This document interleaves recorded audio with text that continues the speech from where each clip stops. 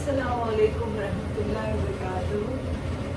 मेरे प्यारे बहन भाइयों और मेरे ऑडियंस, अस्सलाम वालेकुम। कैसे हैं आप लोग? मैं बिल्कुल ठीक ठाक हूँ। और आज जैसा कि आपको पता है मैं किचन में कभी कभी आती हूँ, तो आज मैं आई हूँ कोरमा बनाने और क्रीम कोरमा बनाने।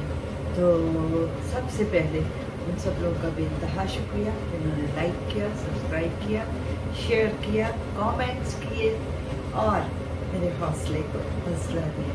तो आज से एक नई एनर्जी के साथ मैं फिर से आपके यहाँ हाजिर हूँ। तो चलते हैं आज कोरमा बनाने। इस कोरमा बनाते बनाते मैं आपको बहुत सारी बातें भी बताऊँगी, डिटर्मिनेट भी करूँगी कि इंसान को ज़िंदगी जो है कैसे गुजारनी चाहिए। जैसा कि मैं पॉजिटिव रहती हूँ, एज यू नो कि मैं कैंसर सर्वाइवर हूँ और मैं अपने आप को बिज़ी रखती हूँ। तो चलते हैं। सबसे पहले हमने प्याज को थोड़ा सा ब्राउन करना शुरू किया। ये सभी कर लेते हैं, मेरी बहुत सारी बहनें मुझसे अच्छा कर लेती होंगी, बट मैं आपको अपनी एक्टिविटी बता रही हूँ। हो सकता है कोई ऐसी चीज़ जो आपको अच्छी लग जाए, तो इसलिए मैं आपके साथ शेयर कर लेती हूँ। तो व्यूअर्स, मैं बता रही थी कि मैं कैंसर सर्वाइवर हूँ, ठीक है जी, और मुझे अपने आप को बहुत बिज़ी रखना होता है। अगर मैं बिज़ी हैप्पी ना रखूँ तो it can be reverse, you know. तो इसलिए मैं खुद भी खुश रहती हूँ, दूसरों को भी खुश रखती हूँ।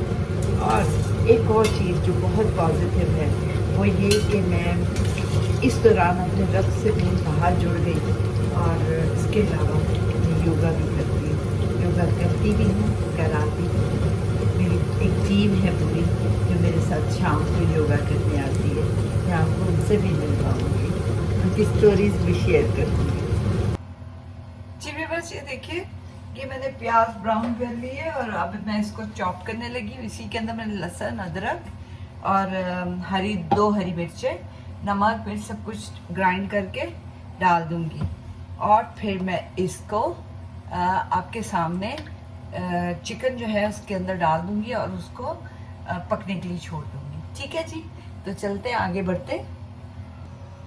व्यूअर्स, अगर हम जैसे मैंने 1 टेबल स्पून इसके अंदर सूखा धनिया डाला है, इसके बाद मैं इसके अंदर डालूंगी 1 टेबल स्पून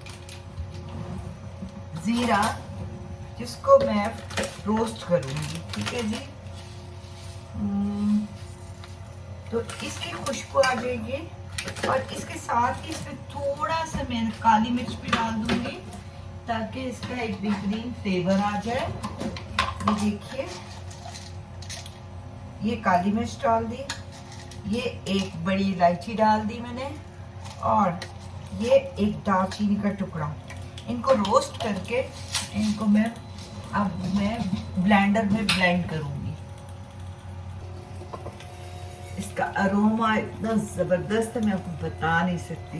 यकीन करें कि अगर आप पास हो तो आपके ज़बरदस्त खाने की लज्जत ही चेंज हो जाती है।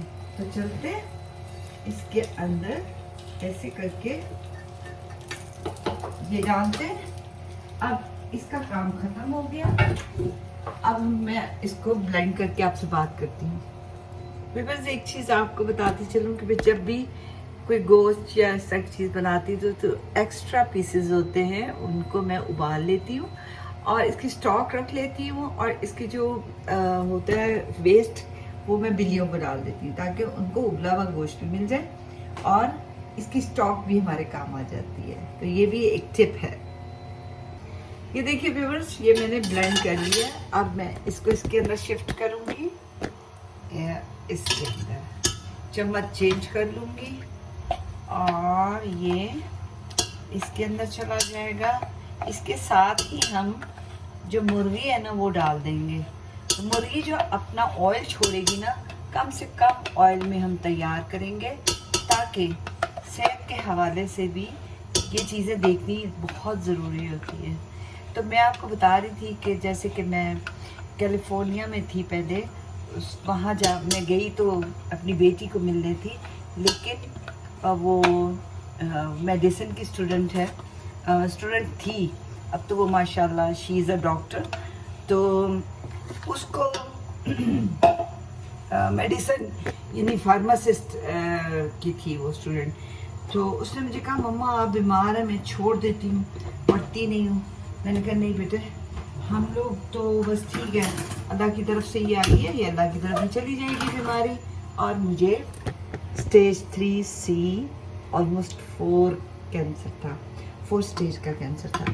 तो फिर बेटी ने बहुत कहा कि मम्मा मैं छोड़ देती हूँ पढ़ना। मैंने कहा नहीं बेटा, आप अपनी ज़िंदगी गुजारो, इंशाअल्लाह अल्लाह पाक ने चाहा तो सब सही होता चले जाएगा। ज़िंदगी तो चलती रहती है ना, तो इसका मतलब ये तो नहीं है कि आप अपने लिए दूसरों को रोक लें। ये मैं कभी भी नहीं चाहूँगी कि कोई मेरे लिए अपने आप को रोके, और क्यों रोके। फिर वो तो बहुत यंग थे, तो अल्हम्दुलिल्लाह अल्लाह पाक ने मुझे सुरखरू किया, और आज मैं आपके सामने पिछले 4 साल से यानी ब्लॉग मेरा 3 साल से शुरू हुआ है, लेकिन मुझे आता नहीं था उसको कैसे चलाते हैं। तो जब मैं लंदन गई तो वहाँ एक बच्चे ने मुझे गाइड किया कि आप इस तरीके से चलाइए, आपने सारी चीज़ें जो हैं प्राइवेट की हुई है, आपने पब्लिक नहीं किया हुआ इसको, इसलिए ये चल नहीं रहा। तो फिर जब मैंने उसको पब्लिक किया लंदन में, तो वहाँ फिर मैंने एक और चैनल बनाया। वो चैनल मैंने इसलिए बनाया कि मैंने अपनी बीमारी के दौरान अपने आप को थोड़ा मोटिवेशन के लिए, मेरे डॉक्टर्स कहते थे कि या तुम किसी यूनिवर्सिटी में दाखिला ले लो, या तुम, मैंने इसमें चिकन डाल दिया, डॉक्टर्स कहते थे कि तुम या दाखिला ले लो कहीं, या तुम कोई हुनर सीखना शुरू कर दो। तो मैंने हुनर सीखना शुरू कर दिया। जिनकी माएँ नहीं होती ना, उनको ऐसे लगता है उनकी आगोश डूब गई है, फिर उनकी आगोश उनके बच्चे होते हैं, और अगर बच्चे दूर हो तो फिर उनकी आगोश उसका वो साथी होता है जिसने कॉन्ट्रैक्ट साइन किया होता है। अगर वो भी आपके साथ ना हो तो आपकी ज़िंदगी बहुत मुश्किल हो जाती है, फिर आपको खुद ही अपनी जंग लड़नी होती है। और आई एम वेरी ब्लेस्ड कि मैंने ये जंग खुद लड़ी है, और आज अल्लाह ताला ने मुझे, मेरे रब ने मुझे बहुत स्ट्रॉन्ग बना दिया। और अब मैं खुद मोटिवेट करती हूँ लोगों को कि कभी तन्हा रह जाओ तो कैसे रहना है, कैसे खुश रहना है, कैसे अपने रब के लिए जीना है, जिसके पास हमेशा हमेशा जाना है, उसी से सच्ची मोहब्बत करनी है।